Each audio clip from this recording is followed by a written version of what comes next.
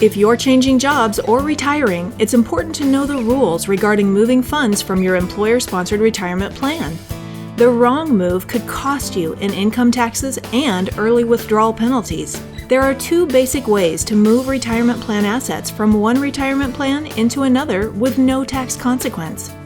With a direct rollover, your financial institution or plan directly transfers the payment into another plan or IRA. No taxes are withheld, and your account continues to grow tax-deferred. With an indirect rollover, a check is made payable to you. You have 60 days to deposit it into a rollover IRA. After that, the entire amount is considered income and subject to taxes. You could also face a 10% early withdrawal penalty depending on your age. And indirect rollovers are subject to 20% withholding.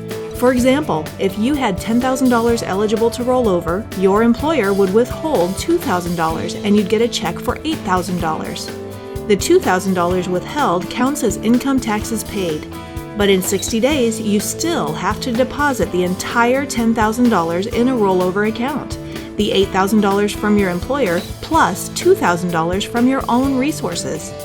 To learn more about how to avoid complications with a retirement plan rollover, give us a call today.